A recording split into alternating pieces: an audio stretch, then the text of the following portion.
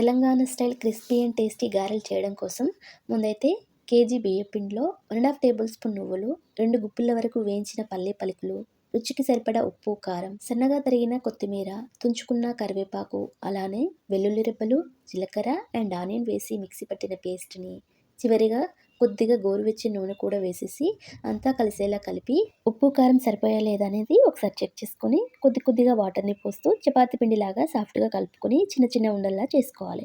తర్వాత పూరి ప్రెషర్లో ఇలా కవర్ పెట్టేసి కొద్దిగా ఆయిల్ అప్లై చేసి ఒక్కో పిండి ముద్దను తీసుకొని గారెల్లా ఒత్తి క్లాత్ పైన వేయాలి. ఇలా ఒక వాయికి సరిపడినన్ని చేసుకున్న తర్వాత వేడివేడిగా ఉన్నటువంటి నూనెలో ఒక్కొక్కటిగా గారెల్ని వేసిన వెంటనే కదపకూడదు. కొంచెం కాలిన తర్వాత మరోవైపు తిప్పుకోవాలి.